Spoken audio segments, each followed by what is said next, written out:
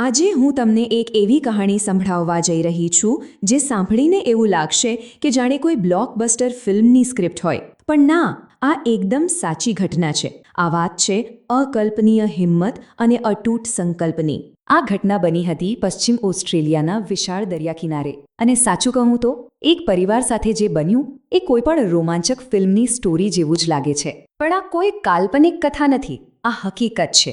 અને આ એક એવી હકીકત છે જે આપણને માણસની ભાવનાની શક્તિ પર ફરીથી વિશ્વાસ અપાવે છે. તો ચાલો શરૂઆત કરીએ એ શાંત દિવસથી જેણે અચાનક જ એક ભયાનક તોફાનનું સ્વરૂપ લઈ લીધું. તમે જ વિચારો, સૂર્ય ચમકી રહ્યો છે, પાણી એકદમ શાંત છે અને હવામાં બસ ખુશી જ ખુશી છે. એક પરિવાર પોતાના કયાક અને પેડલ બોર્ડ પર દરિયાની મજા માણી રહ્યો છે. બધું જ એકદમ પરફેક્ટ લાગી રહ્યું હતું. પણ તમે જાણો છો ને, સમુદ્રનો મિજાજ બદલતા ક્યાં વાર લાગે છે? અચાનક જ જોરદાર પવન ફૂંકાવા લાગ્યો અને જે શાંત દરિયો હતો એ વિકરાળ મોજાઓમાં ફેરવાઈ ગયો. અને જોતજોતામાં તો એ શક્તિશાળી પવન અને મોજાઓએ એમને કિનારાથી એટલા દૂર ધકેલી દીધા કે હવે એમનું કોઈ નિયંત્રણ જ નહોતું રહ્યું. જમીન હવે દૂર, બસ એક પાતળી રેખા જેવી દેખાતી હતી. તમે માનશો નહીં, માત્ર ગણતરીની મિનિટોમાં આનંદ અને મસ્તીનો દિવસ જીવન અને મૃત્યુ વચ્ચેના સંઘર્ષમાં ફેરવાઈ ગયો. પરિસ્થિતિ ખરેખર ખૂબ જ ગંભીર બની ચૂકી હતી. અને આવી જ એક વિકટ પરિસ્થિતિમાં વાર્તાનો સૌથી મહત્વનો વળાંક આવે છે. અને એ છે એક 13 વર્ષના છોકરાનો નિર્ણય. અહીંયા જોખમ એક નહીં પણ બેવડું હતું.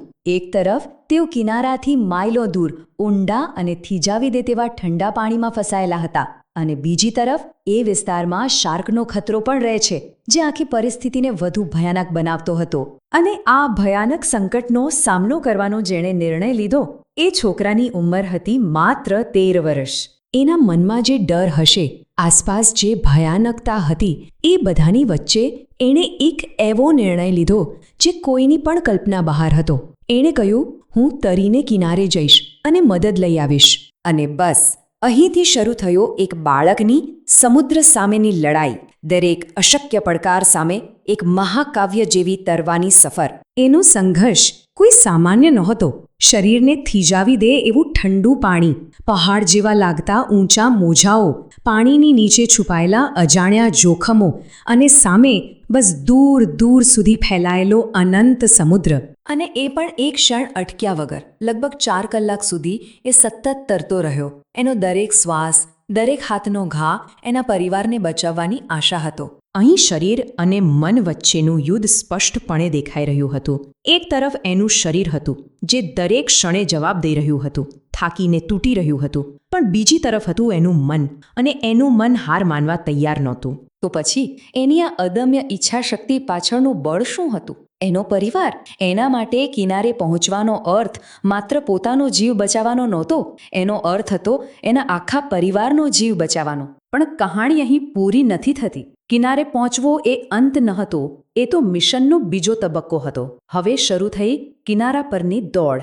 વિચારો, 4 કલાકના અથાગ સંઘર્ષ પછી જ્યારે એના પગ રેતીને અડ્યા ત્યારે પણ એ અટક્યો નહીં. શરીર ભલે સંપૂર્ણપણે થાકી ગયું હતું, પણ એ મદદની શોધમાં દોડ્યો અને તરત જ ઇમરજન્સી સેવાઓને જાણ કરી. એની હિંમત અને સમયસૂચકતાને કારણે જ રેસ્ક્યુ ટીમ તરત જ કામે લાગી. અને પછી એ રાહતની ક્ષણ આવી, જ્યારે તેના આખા પરિવારને દરિયામાંથી સહી સલામત બહાર કાઢવામાં આવ્યો. આ ઘટના પછી હિંમતની સાચી વ્યાખ્યા શું છે એ જાણે કે સ્પષ્ટ થઈ ગયું. ચાલો જોઈએ કે દુનિયાએ આ નાના હીરોને કેવી રીતે ઓળખ્યો. ખુદ પોલીસ અને રેસ્ક્યુ ટીમે, એટલે કે જે લોકો રોજ આવા જોખમોનો સામનો કરે છે, એમણે કહ્યું, આ છોકરો એક સાચો હીરો છે. અને એમના તરફથી મળેલું આ સન્માન સૌથી મોટું હતું. આખી વાર્તાનો સૌથી મોટો સાર એ છે કે હિંમતનો અર્થ એ નથી કે તમને ડર નથી લાગતો.